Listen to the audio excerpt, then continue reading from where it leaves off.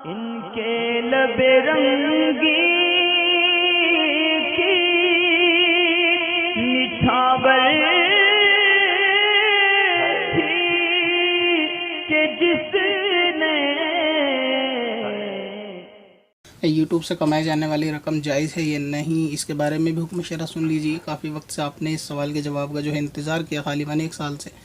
सवाल का शुरू करने से पहले मैं 2 बातें कहना चाहूँगा, लेकिन उससे पहले ख़बरदार भी करना चाहूँगा।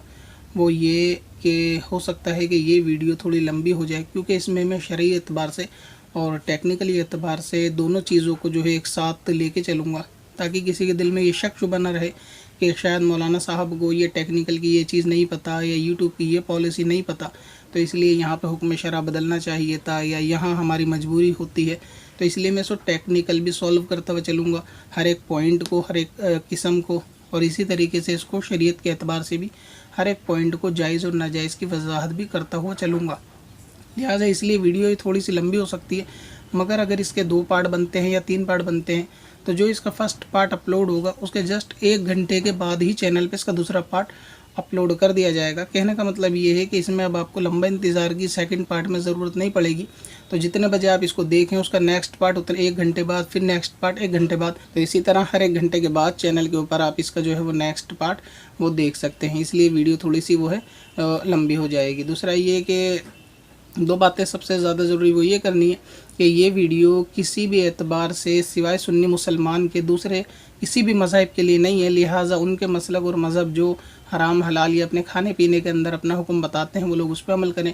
लिहाजा गैर मुस्लिमों के लिए वीडियो नहीं है, इसलिए अपनी कमेंट में राय भी ना दें। इसमें जो कुछ बताया समझाया जाएगा कुरान हदीस के हवाले से या हराम हलाल होने के हवाले से, वो सिर्फ़ मुसलमानों के लिए है, तो इससे आप लोगों का कोई वास्ता नहीं है। दूसरी ख़ास चीज़ वो ये कहना चाहता हूँ कि इस वीडियो के अंदर किसी भी चैनल को एक पर्टिकुलर तरीके से कभी टारगेट नहीं किया, ना ही इसके अंदर किसी ख़ास चैनल का जिक्र किया गया। लिहाजा कोई एडमिन या चैनल ये ना समझे कि शायद इन्होंने यहाँ पर मेरा तज़किरा किया। मैं इसके अंदर किसी का नाम नहीं ले रहा, क्योंकि ये सवाल 1 साल से करीबन काफ़ी लोगों ने पूछे और साथ में ही कई चैनल वालों ने पूछा। जिन्होंने पूछा वो कमेंट में अपनी राय में बता देंगे, तो ये ना कोई सोचे कि ये स्पेशल वीडियो मेरे लिए बना दी गई है या मेरे चैनल के लिए बना दी गई है, ऐसा कुछ भी नहीं है। और ये वीडियो जो है सिर्फ़ एक सवाल का जवाब है। कुरान मजीद में एक मकाम पर अल्लाह तबारक व तआला फरमाता है, या अय्युहन नासु कुलू मिम्मा फ़िल अर्दि हलालन तय्यब, ए लोगो खाओ जो कुछ ज़मीन में है हलाल और पाकीज़ा। इस आयत करीमा से मालूम ये चला कि अल्लाह तबारक व तआला ने हलाल खाने का हुक्म दिया है और पाकीज़ा खाने का हुक्म दिया है। अब बात करते हैं यूट्यूब से आने वाली इनकम का। तो यूट्यूब के अंदर जो इनकम होती है वो कई ज़रिए से होती है। इसमें जायज़ भी होते हैं और नाजायज़ भी होते हैं। लिहाजा सिर्फ़ एक लफ्ज़ में कह देना है कि यूट्यूब का पैसा हराम है, ये दुरुस्त नहीं होगा, या ये कह देना है कि यूट्यूब से कमाई जाने वाली रकम हलाल है, ये भी दुरुस्त नहीं होगा। इसमें क्या हराम क्या हलाल इंशाअल्लाह ताला मैं उसको तफसील से अर्ज़ करूँगा, और ऐसी जामी तफसीर आपको किसी और दूसरे वीडियो पे नए चैनल पे नहीं मिलेगी। क्योंकि होता ये है कि जिन हज़रात ने इसके जवाबात दिए हैं वो शायद टेक्निकल फील्ड से इतने वाकिफ़ जो है वो नहीं रहे होंगे, तो इसलिए मैं इसको एक एक टेक्निकल पॉइंट भी बताऊँगा ताकि आपको जायज़ नाजायज़ दोनों चीज़ें समझ में आए। सबसे पहले बात करते हैं यूट्यूब के अंदर जो सोर्स ऑफ इनकम होता है वो होता है मेन एडवर्टाइजमेंट का, कि यूट्यूब के अंदर जो पैसा कमाया जाता है वो एडवर्टाइज़ से कमाया जाता है। और इन एडवर्टाइज़ के अंदर जो किस्में होती हैं वो 3 किस्म के एडवर्टाइजमेंट होते हैं। सबसे पहले होता है एक ओवरले एडवर्टाइज उसको बोलते हैं, यानी आपने देखा होगा कि जब वीडियो चलती है तो वीडियो के नीचे बैनर पे एक छोटा सा टेस्ट एडवर्टाइजमेंट या उसको आप बैनर एडवर्टाइजमेंट बोल लें, वो आता है और उसके अंदर किसी किस्म का कोई म्यूज़िक नहीं होता। और ये मोस्टली टेस्ट एडवर्टाइज उसको इसलिए बोलते हैं क्योंकि इसके अंदर ज़्यादातर जो चीज़ लिखी होती है वो तहरीर के ज़रिए समझाई गई होती है कि इतने रुपए का ये सामान या इतने रुपए का ये। तो ये जो बैनर पे ऐड आता है ओवरले एडवर्टाइजमेंट, अगर कोई शख्स सिर्फ इसको चालू करता है अपने चैनल पे, सारे एडवर्टाइजमेंट को अगर बंद कर देता है, तो ऐसी सूरत में इसकी जो कमाई आने वाली होगी वो मशकूक होगी। यानी ये कि उसको पूरी तरीके से हराम नहीं कहा जा सकता, क्योंकि उसमें गैर शरई आने ना आने का यकीन नहीं होता। और दूसरा ये कि उसके अंदर मुकम्मल तौर से गैर शरई आएगा नहीं, ऐसा भी नहीं कहा जा सकता। लिहाजा ये कि उसमें चांसेस ये होते हैं कि 90% एडवर्टाइजमेंट वो तहरीरी होते हैं, यानी इसमें जो कुछ होता है वो टेस्ट से लिखा हुआ होता है।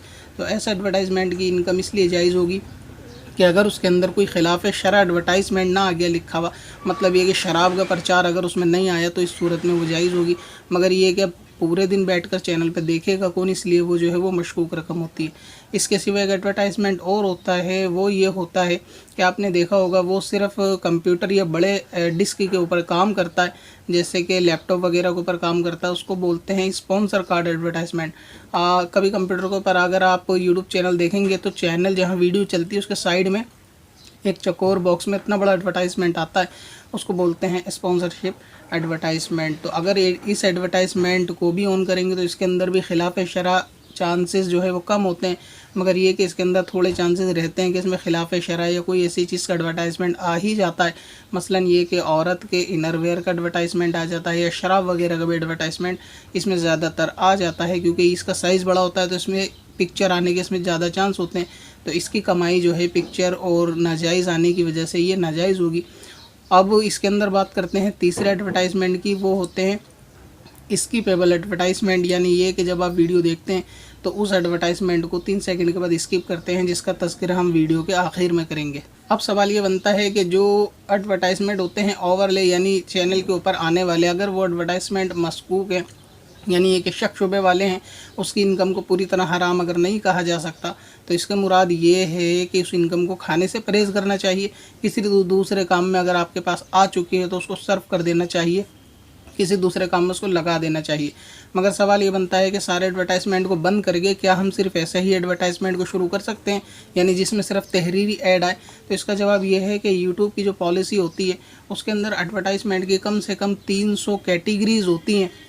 उन 300 कैटेगरीज़ के अंदर आप जो कैटेगरीज़ चाहें बंद कर सकते हैं और जो कैटेगरीज़ चाहें खोल सकते हैं। मगर मैं आपको यहाँ पे वजाहत करना चाहूँगा कि हर एक 300 ये कैटेगरी होती हैं, ये टॉप कैटेगरी होती हैं, और हर एक कैटेगरी के अंदर कुछ सब कैटेगरीज़ होती हैं। इसकी मिसाल इस तरह लें कि अगर मान लीजिए कि किसी एक कैटेगरी है मेंस वेयर, तो उस मेंस वेयर के अंदर ऑफिशियल वेयर आएंगे, उसके अंदर पार्टी वेयर आएंगे, उसके अंदर जीन्स वेयर आएंगे, टी शर्ट वेयर। तो ये मेन वेयर एक कैटेगरी है और इसके अंदर 10 सब कैटेगरी हैं। लिहाजा इस तरीके से जो मेन कैटेगरी होती है वो 300 होती हैं और उसके अंदर सब कैटेगरी मिलाकर बहुत ज़्यादा हो जाती हैं। अगर आप इसको एडसेंस की एडवर्टाइजमेंट सेटिंग से बंद करना चाहें और ये चाहें कि सिर्फ बैनर ऐड आएँ, बाकी चीज़ों के एडवर्टाइजमेंट ना आए, तो ये आप अपनी मोनेटाइज सेटिंग से जो है सारे एडवर्टाइजमेंट बंद करके बैनर ऐड को शुरू कर सकते हैं। और फिर उस बैनर ऐड में भी कौन सा ऐड नहीं आए कौन से नहीं आए, तो आप इस तरीके से सेटिंग को सारे एडवर्टाइजमेंट बंद करके जायज़ वाले एडवर्टाइजमेंट को ऑन कर सकते हैं। मगर यहाँ सबसे बड़ी परेशानी ये है कि इन 300 कैटेगरीज़ के अंदर यूट्यूब जो अलाउड करता है वो सिर्फ 100 कैटेगरीज़ को ब्लॉक करने का अलाउड करता है। 200 कैटेगरीज़ आपकी फिर भी ओपन रहेंगी। और ये 100 कैटेगरीज़ किस तरह अलाउड होंगी? मतलब ये कि आपने लेडीज़ वेयर को बंद करा, यानी वुमेन वेयर एक कैटेगरी, अगर आपने उसको ऑफ़ करा तो उसके अंदर आने वाले जितनी सब कैटेगरीज़ हैं, अगर 20 हैं 30 है तो वो सब बंद होंगी और आपकी काउंटिंग में 30 जाएंगी।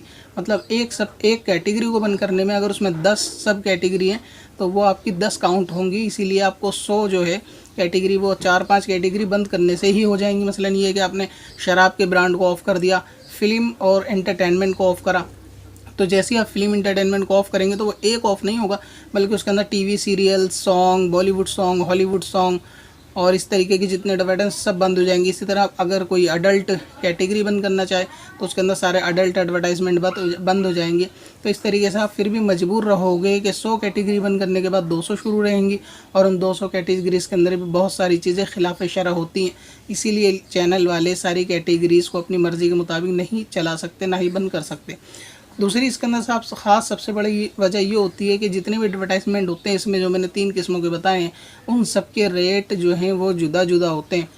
मसलन ये कि अगर कोई सारे एडवर्टाइजमेंट बंद कर दे तो सिर्फ ये ओवरले एडवर्टाइजमेंट चलाएगा जो टेस्ट एडवर्टाइजमेंट होते हैं, तो इसकी इनकम इसके रेट इतने कम होते हैं कि इसकी इनकम आने में कम से कम चैनल को 1 साल या 8 महीने लग जाएंगे। और यूट्यूब की पॉलिसी है कि आप अपने अकाउंट के अंदर सिर्फ और सिर्फ $100 मिनिमम करके ले सकते हैं। $100 से नीचे अगर आपके अकाउंट में बैलेंस है तो आप अपने बैंक अकाउंट में ट्रांसफ़र नहीं कर सकते, और मैक्सिमम अगर 100 से ज़्यादा है तो वो ट्रांसफ़र हो जाएगा। तो इसकी पॉलिसी इस तरीके से होती है कि अगर आपने कुल मिला के एडवर्टाइजमेंट से $99 जोड़े तो अब आपको $1 की और ज़रूरत पड़ेगी। और इसकी जो ट्रांसफ़र पॉलिसी होती है वो 21 तारीख से लेकर 25 तारीख के बीच में ही आपके बैंक अकाउंट में पैसे आएंगे, और जो पैसा आपका 15 तारीख को काउंट हो जाएगा वही 21 तारीख में ट्रांसफ़र होगा। अब इसकी मिसाल ऐसा समझें कि किसी ने अगर ओवरऑल एडवर्टाइजमेंट चलाए और उसने 6 महीने में $99 जोड़ लिए और 15 तारीख आ गई, तो अब ये इसको $1 के लिए अगले महीने का एक राउंड और लगाना पड़ेगा। जब वो $1 के 100 होंगे तब उसके बाद नेक्स्ट महीने को ये 21 तारीख को आपके अकाउंट में जाएंगे। यूट्यूब के अंदर जो लोग सारे एडवर्टाइजमेंट चालू रखते हैं उनको कम से कम जो इनकम आती है, अगर 1 लाख सब्सक्राइबर वाला चैनल है तो वो करीब 20,000 रुपये महीने का आराम से कमा लेता है। बाकी डिपेंड करता है व्यू के ऊपर। और अगर चैनल 1 लाख से ज़्यादा बड़ा है, 2-3 लाख सब्सक्राइबर का है और उसने सारे एडवर्टाइजमेंट चालू कर रखे हैं, तो वो कमा लेता है महीने का 30,000 रुपये के करीब, 40,000 रुपये के करीब। बाकी सुनने में ये आया है कि जो इस्लामिक एडवर्टाइज चैनल होते हैं तो उसके ऊपर एडवर्टाइजमेंट थोड़े कम लगाए जाते हैं, इसलिए उनकी जो इनकम कम होती है। बाकी टेक्निकल या दूसरे चैनल होते हैं कैटेगरी के, तो उसके अंदर एडवर्टाइजमेंट ज़्यादा होने की वजह से उनकी इनकम अच्छी होती है। लिहाजा अगर कोई चैनल सारे एडवर्टाइजमेंट ऑन करेगा तो उसको जो महीना करीब आएगा, अगर किसी के 5 लाख सब्सक्राइबर हैं तो करीब 40-50 हज़ार रुपये के करीब वो आसानी से महीने का कमा लेगा। और इसी के साथ अगर वो सारे एडवर्टाइजमेंट बंद करता है, सिर्फ ये ओवरऑल एडवर्टाइजमेंट चलाएगा, बैनर वाले एडवर्टाइजमेंट, तो इसको जो है वो इनकम $100 जमा करने में कम से कम 8 महीने या 1 साल का जो है वक्त लग जाएगा।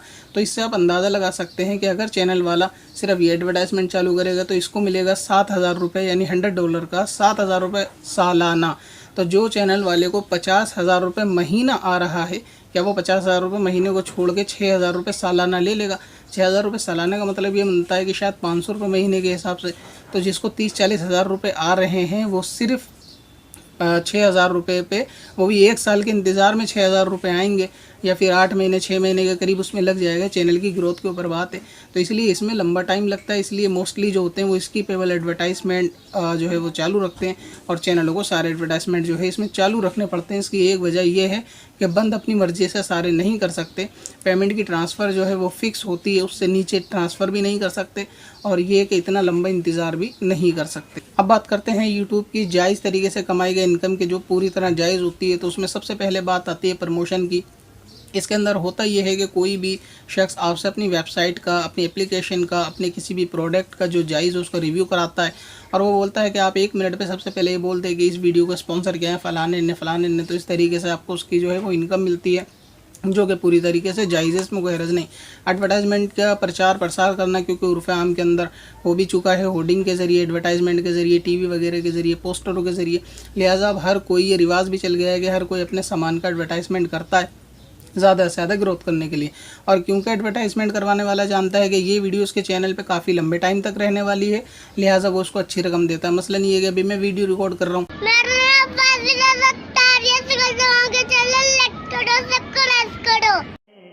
पत्थर में असल लाले पुरनवार